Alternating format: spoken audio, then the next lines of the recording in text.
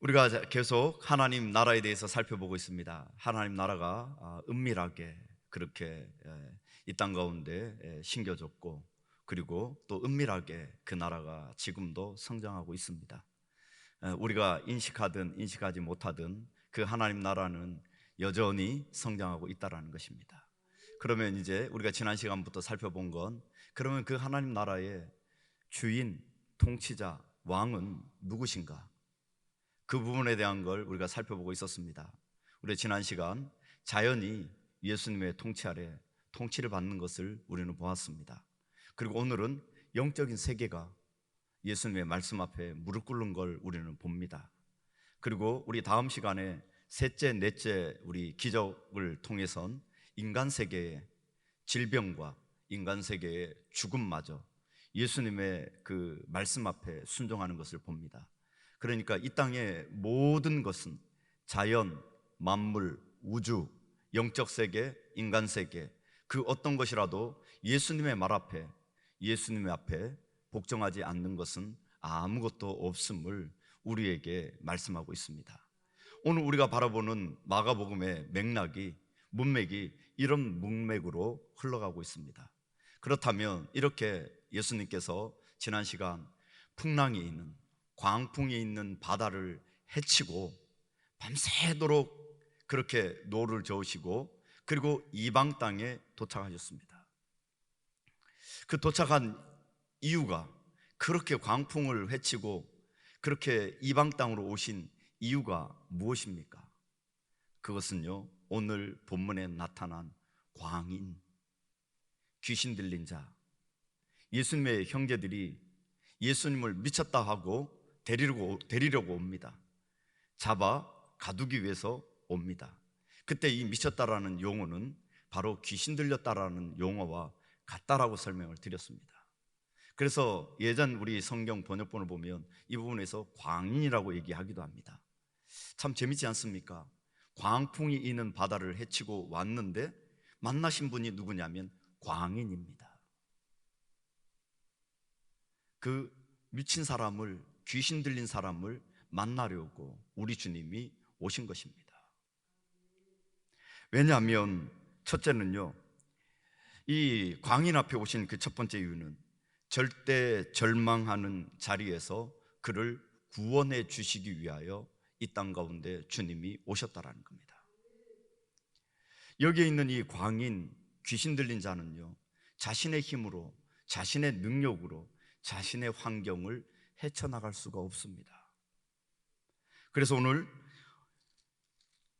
5장 1절부터 한번 말씀을 읽어보면요, 예수께서 바다 건너편 거라사인의 지방에 이르러 배에서 나오심에 곧 더러운 귀신 들린 사람이 무덤 사이에서 나와 예수를 만나니라.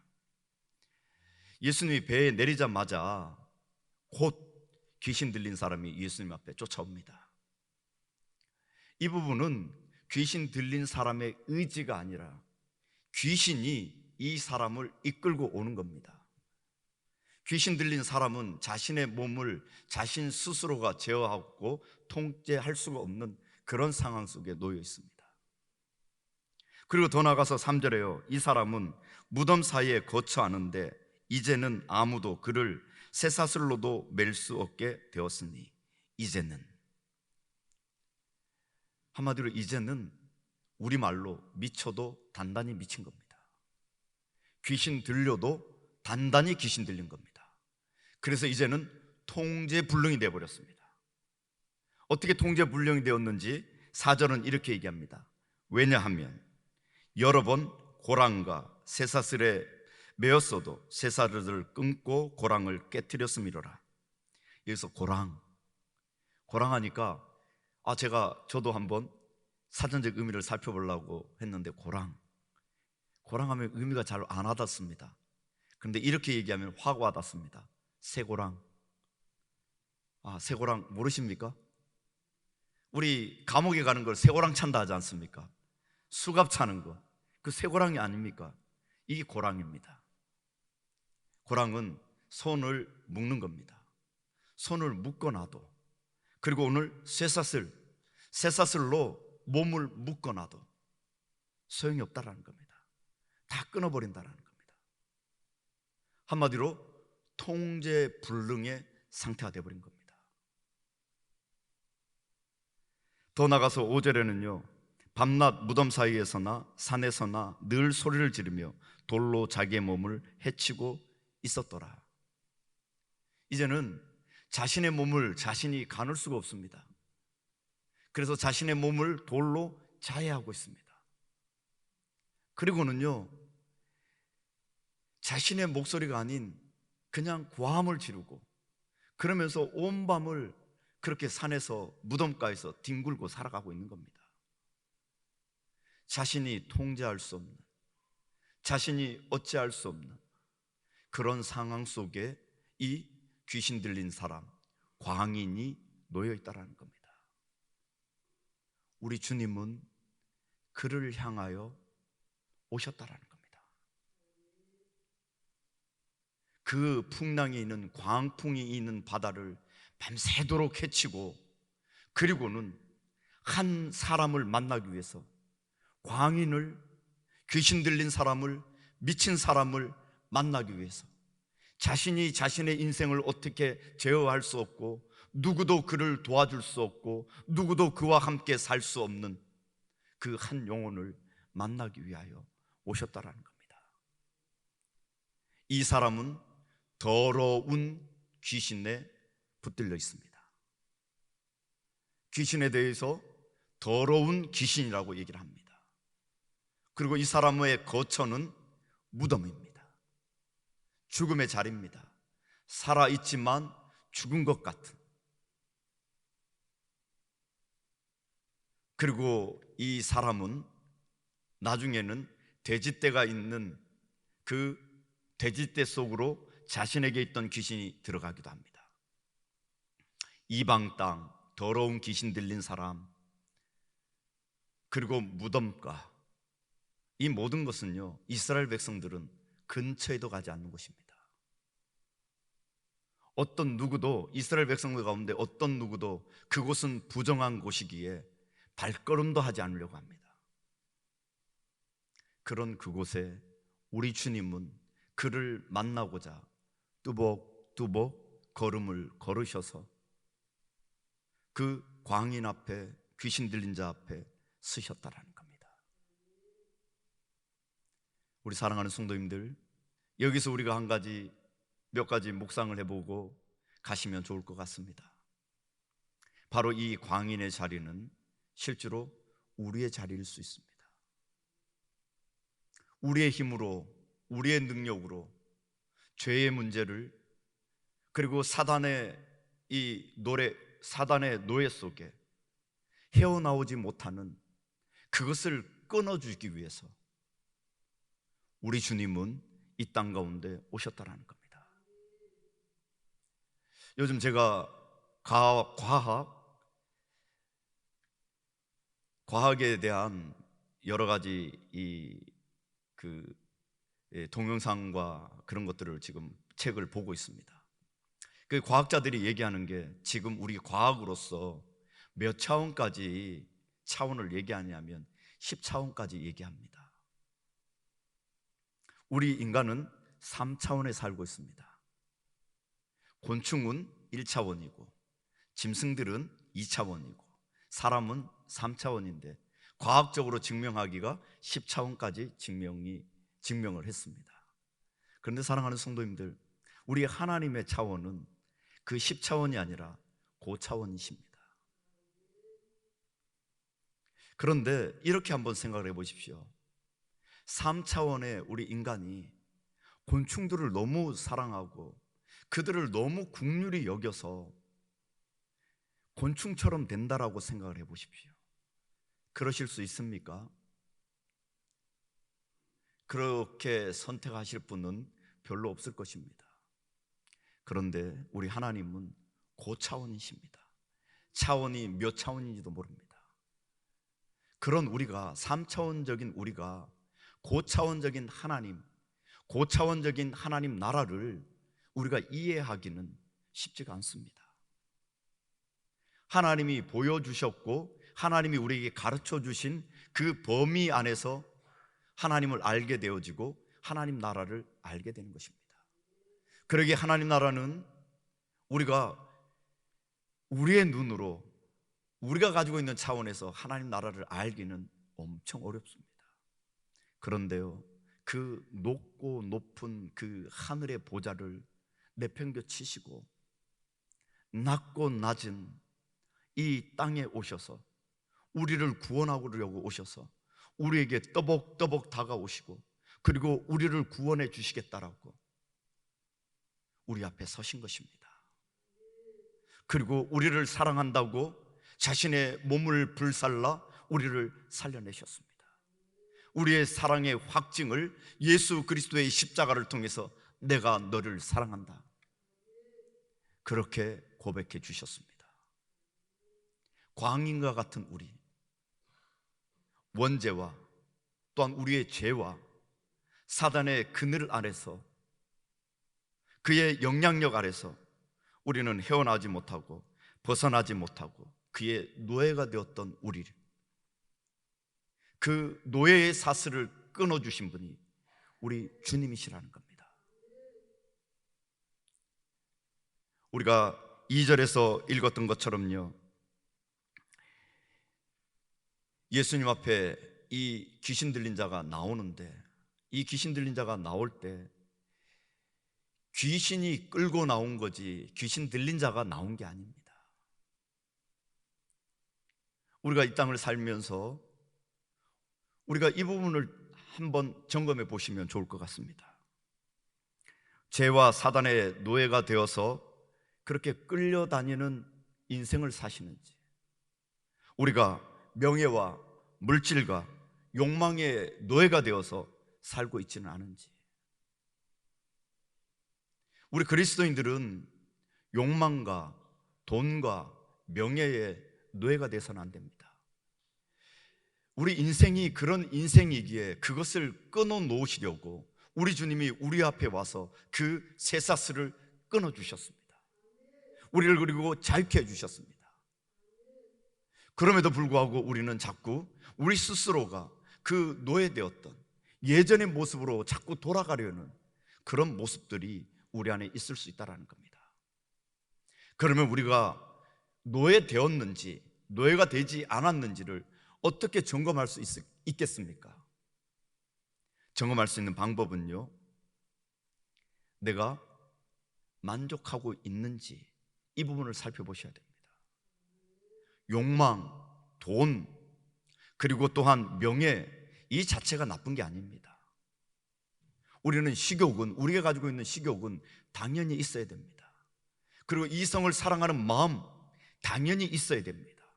그러나 그것이 도가 넘어가면, 이웃으로 넘어가면 그것이 문제가 되는 것입니다. 만족하지 못하고 이웃에게 우리의 마음을 뺏겨버리면, 그러면 이것은 욕망을 주체하지 못하는 죄의 사슬이 되어버린다는 겁니다. 그러게 우리 사랑하는 성도님들, 돈을 가졌으나 명예를 가졌으나 그리고 또 욕망이 있으나 그것을 주체하지 못하고 그것을 제어하지 못하고 그것을 통제하지 못하고 그리고 그것을 만족하지 못한다면 이것은 노예가 되었다라는 증거입니다. 주님이 우리 마음속에 성령을 통하여 스탑, 멈추시오, 멈춰라, 이렇게 말씀하실 때, 네, 제가 너무 많이 욕심 부렸습니다. 여기까지만 하나님 주신 은혜 누리겠습니다. 이렇게 멈출 수 있다면 노예가 된 것이 아닙니다. 그러나 이러한 욕망들이, 이러한 명예의 그 틀들이 우리를 삼켜버리도록 내버려 둔다면 그것은 분명 노예가 된 것입니다. 우리 주님은 그것을 끊어주시려고 하나님의 자녀로서 이 땅 가운데 하나님 영광 가운데 살아가도록 우리에게 뚜벅뚜벅 다가오셔서 우리를 자유케, 우리를 하나님의 자녀로 불러주셨다라는 겁니다. 우리 사랑하는 성도님들, 또한 이 부분에서 우리의 원죄적인 부분뿐만 아니라 우리가 이 땅을 살면서 우리가 절망하고 우리가 힘들어하고 우리가 눈물 나는, 우리 힘으로는 도저히 해낼 수 없는 그런 자리에도 우리 주님이 오셨다라는 겁니다. 그리고 그 자리에서 우리를 여전히 도우신다라는 겁니다. 그 대표적인 케이스는요, 우리 누가복음 7장 말씀해 보면 나인성 과부의 이야기가 나옵니다. 나인성에 과부가 있었습니다.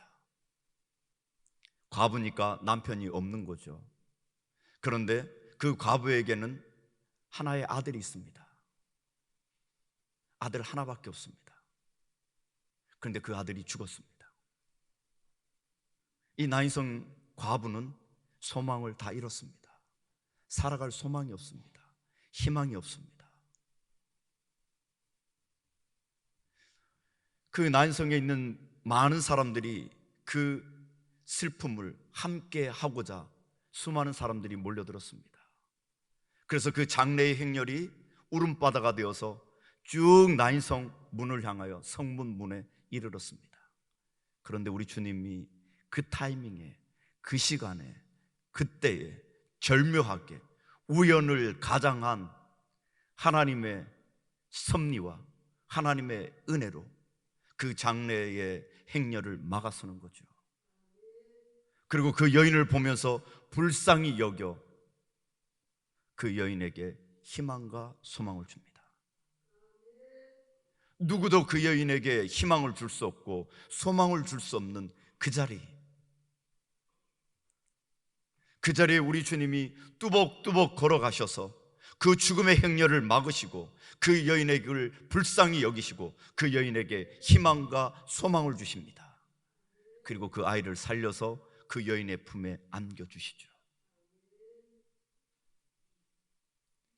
우리 힘으로는, 우리 능력으로는, 우리로서는 도저히 감당하지 못하는 이 죄의 문제, 우리의 삶의 문제 앞에서 우리 주님은 우리에게 뚜벅뚜벅 다가오시고 그 높고 높은 자리를 비우시고 그것을 내려놓고 도저히 우리로서 감당할 수 없는 그 은혜를 우리에게 부어주시는데, 부어주셔서 절망을 희망으로, 슬픔을 기쁨으로 이 땅 가운데 하나님으로 인하여 감격하며 살아가도록 은혜를 주신 겁니다.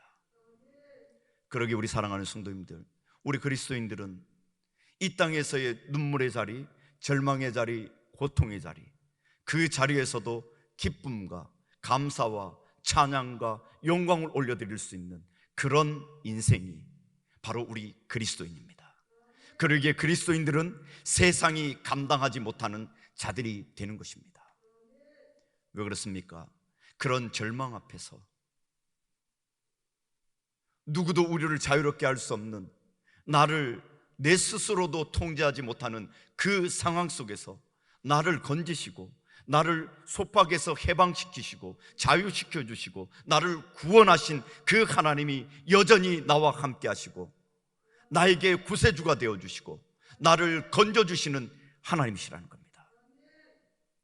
그리고 우리 주님이 걸어오신 그 길은요, 누구도 가기 싫어하는, 이스라엘 백성이라면 부정하다고 더럽다고 나는 못 갑니다고 하는 그 자리까지 그 모든 더러움을 마다하지 않고 뚜벅뚜벅 걸어오셨다라는 겁니다.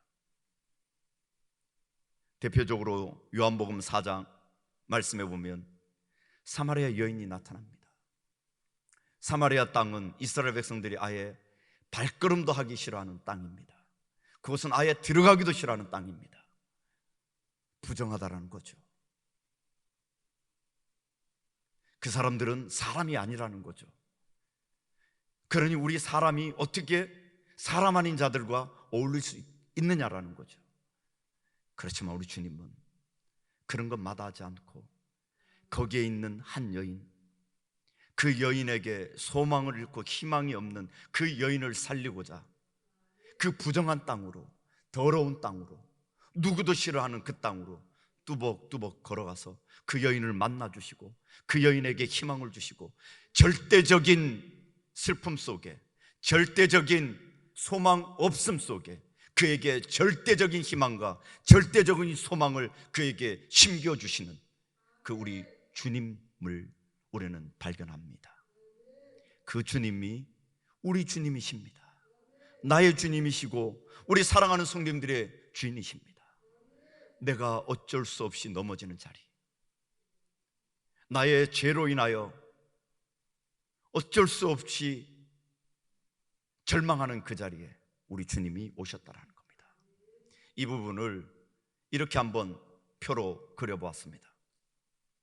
예수의 사건은요, 우리 마가복음을 시작하면서 복음의 시작이다, 복음의 시작을 예수님이 탄생할 것에 대해서 예언하며 시작합니다. 그리고 이 예수의 사건은 예수님이 십자가에 못 박히시고 죽으시고 부활하시고 승천하심으로써 예수의 사건이 끝납니다. 복음의 핵심은 예수지만 복음 자체는 예수의 사건 자체가 다 복음입니다. 이 복음이, 예수의 사건이 다음 그림을 보여주시면요, 타락 이후 전 세대에 다 적용이 됩니다.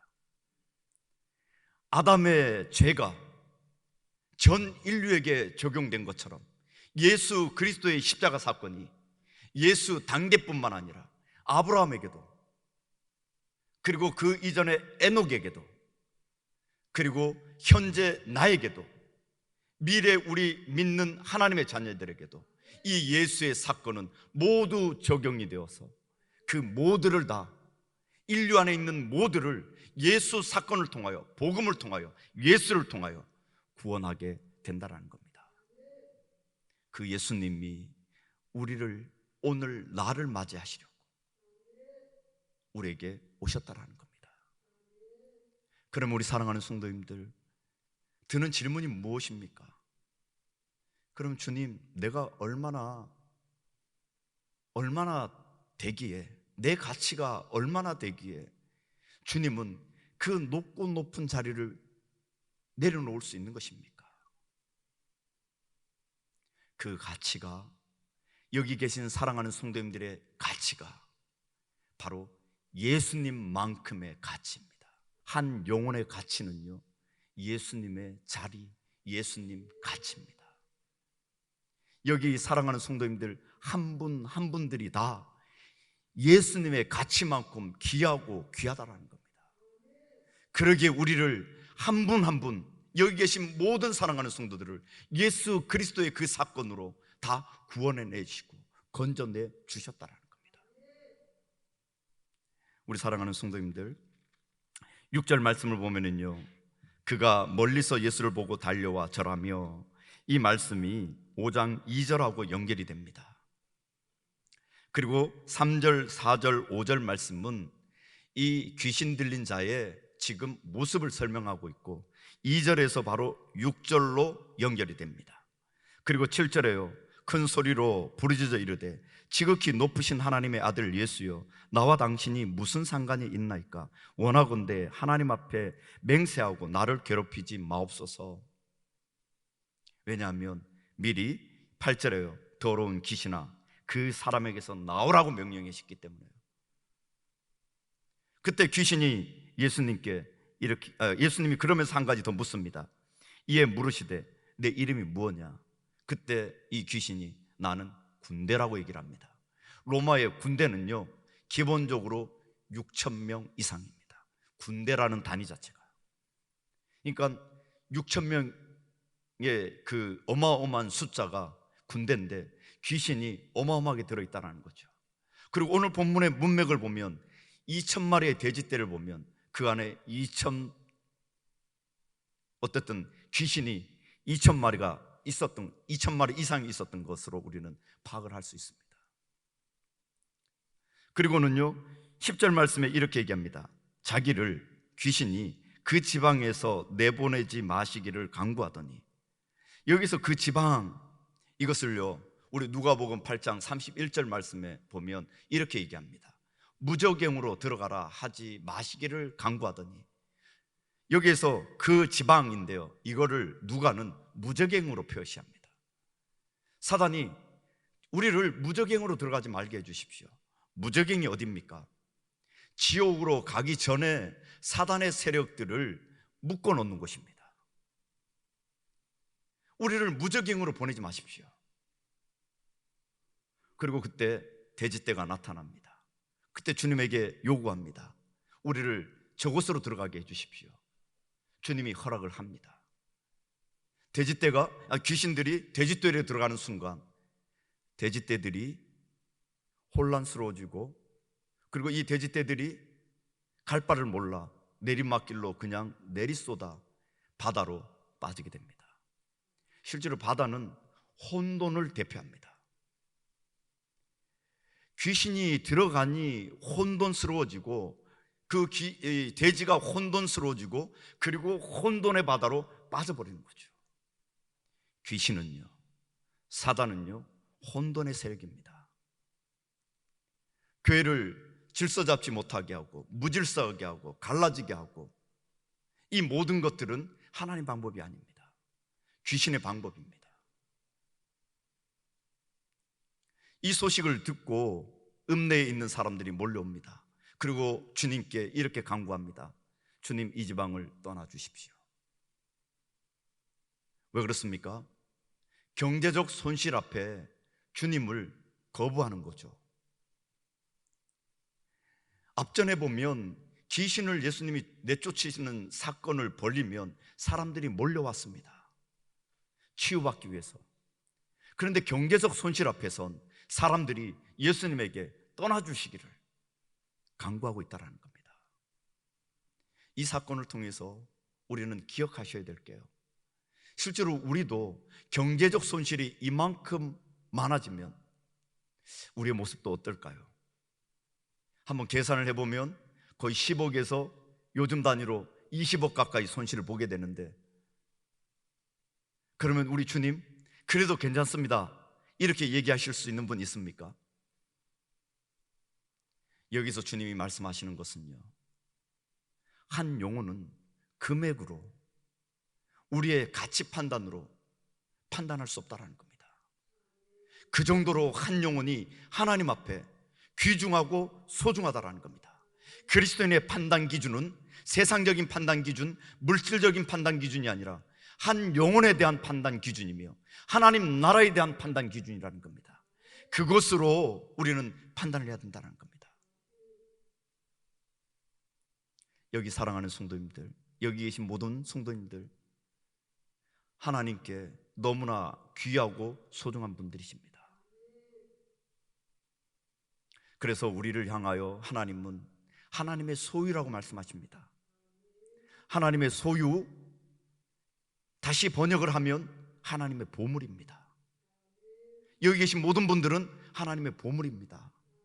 그러기에 하나님의 보물이기에 그 보물을 지키려고 그 높고 높은 자리를 비우시고 누구도 들어가기 싫어하는 그 땅 가운데, 더럽혀진 땅에, 부정한 땅에, 그리고 우리가 우리 스스로를 제어할 수 없는 그 상황 속에 우리에게 찾아오셔서 우리를 살려내시고 우리를 구원해 내셨다라는 겁니다. 전적인 하나님의 은혜로 우리를 살려주셨다라는 겁니다. 우리 누가복음 15장 말씀에 보면 세 가지 비유가 나옵니다. 잃어버린 양 찾기, 그리고 두 번째로는요, 잃어버린 드라크마, 그리고 탕자의 비유가 나옵니다. 99마리의 양이 있고 한 마리를 잃어버렸습니다. 그 목자는, 그 주인은 99마리를 내버려 두고 한 마리를 찾아갑니다.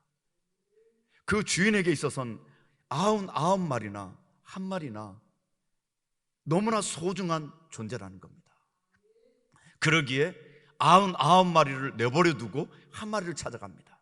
근데 우리가 여기서 놓치지 말아야 될 것은 99마리를 그냥 방치했느냐? 아닙니다. 분명히 맡겼을 겁니다. 그리고 한 마리를 찾아 나갑니다. 99마리만큼 한 마리도 이렇게 소중하다는 겁니다. 우리 사랑하는 성도님들은 하나님 나라만큼, 하나님 전체만큼, 한 영혼이 귀하다라는 겁니다. 그만큼 우리 여기 계신 분들이 귀중하고 소중하다라는 겁니다. 그러기에 우리를 찾아오신 거죠. 그 힘들고 어려운 그 자리로 오셨고, 그 수많은 수치와 고난과 역경을 겪으시면서도 우리를 살려내신 거죠. 우리를 살려내신 자리, 우리의 억압과 우리가 고통받는 그 고통 속에 우리를 건져내신 그 하나님의 사랑, 그 사랑이 우리를 건져냈다는 겁니다. 그 사랑은 예수님의 그 자체로서 나를 건져냈다는 겁니다. 예수님의 생명만큼 우리가 그렇게 귀중하고 소중한 존재라는 겁니다. 여기 계신 모든 분들 자신의 자체를 소중하게 여기시길 바랍니다. 왜 그렇습니까? 우리 모두는 하나님의 보물입니다. 소중한 자입니다. 하나님의 소유입니다. 그러기에 하나님은 놓치지 않는 거죠. 어떤 것 하나 놓칠 수가 없는 거죠. 그런 하나님의 자녀들은요, 바로 사명이 있습니다. 그래서 주님은 광인을 만나신 이유, 광인을 찾아오신 그 이유 세 번째는요, 사명 때문입니다. 이 귀신 들린 자가 귀신에서 노임을 받습니다. 그리고 이 귀신 들린 자가 주님께 이렇게 간구합니다. 주님, 내가 주님과 함께하고 싶습니다. 주님을 따르고 싶습니다. 주님이요, 오늘 세 가지 간구가 나오는데요, 귀신의 간구, 마을 사람들의 간구, 그리고 귀신에게서 놓인 사람의 간구가 나옵니다. 귀신 들린 자와 마을 사람들의 간구는 예스, 귀신에서 놓인 자, 자유케 된 자, 하나님 앞에 요구할 때 노. 주님을 따라가지 말고 주님께서 말씀하시는 건, 너는 너의 고향으로 돌아가서 내가 너에게 오늘 베푼 그 은혜를 증거하라는 겁니다. 우리 사랑하는 성도님들, 주님만 따르는 게 주님을 따르는 것이 아닙니다. 우리의 사명은요, 내 방식, 내 생각, 내 뜻을 이루는 게 사명이 아닙니다. 하나님이 노하시면 그 노에도 순종하고, 예스 하시면 예스한 데도 순종하시고, 하나님의 주님의 뜻에 따라 순종하는 그 자리가 사명의 자리입니다. 오늘 우리에게 허락하신 사명의 자리는요, 오늘 이 광인에게 허락하셨듯 이제 너의 마을로 돌아가라. 그리고 그곳에서 하나님이, 주님이 너에게 베푸신 그 은혜를 증거하라는 겁니다. 그것이 바로 우리들의 사명입니다. 우리 사랑하는 성도님들, 너무 사명을 거창하게 생각하지 마십시오. 선교사로 나가야 선교사님들을 비하하는 게 아닙니다. 선교사님들은 선교사님 나름대로 사명이 있는 겁니다. 목사는 목사로서의 사명이 있는 겁니다. 우리 사랑하는 성도님들, 사랑하는 성도님들에게 모두 사명이 있습니다. 성도님들이 머무는 그곳, 그 지방으로 가라. 너가 지금 살아내는 삶의 자리로 가라. 그리고 그곳에서 하나님께서 너에게 베푼 그 은혜를 증거하고 선포해라. 그것이 바로 사명이다. 그 사명의 자리는요, 모두가 같습니다. 목사로서 크고, 선교사로서 크고, 우리 성도님으로서 작은 게 아닙니다. 모두 내게 주신 사명, 그 자리에서 순종하고 그것을 이뤄내는 그것이 하나님 앞에 충성된 종으로 하나님이 기뻐하시는 사명자로서 하나님이 인정해 주실 줄로 믿습니다. 결론을 맺으면요, 우리 사랑하는 성도님들, 하나님은 이스라엘을 출애굽시켜서 홍해바다를 건너게 하십니다. 이 전 과정은 전적인 하나님의 은혜입니다. 전적으로 하나님이 개입하셔서 그들을 구원해내십니다. 그리고 광야의 삶을 그들에게 살아가라고 말씀합니다. 하나님의 자녀라고 홍해바다를 건너 시내산에서 너희들은 나의 소유, 나의 백성이라고 선포하십니다. 그리고 광야의 삶을 살아가라고 말씀합니다. 하나님 백성된 삶을 살아가는 겁니다. 그래서 열방들에게 하나님 백성이 무엇인지를 보여주라는 겁니다. 그러기에 너희들을 불렀다라는 겁니다. 우리를 불러서 하나님의 전적인 은혜로 구원하시고, 그리고 우리에게 적극적으로 하나님의 자녀로 살아가고 구원을 이루어가라고 우리에게 말씀하고 있습니다. 그 자리가 어디인가요? 우리에게 맡겨진 삶의 자리이며, 그 자리에서 하나님께서 우리에게 주신 은혜를 나누며 선포하며 빛을 비추며 영광을 드러내는 그런 삶을 살아가야 될 사명들이 우리 모두에게 있다는 것 기억하실 수 있는 우리 모든 성도님들 되실 수 있기를 축원드립니다. 기도하겠습니다.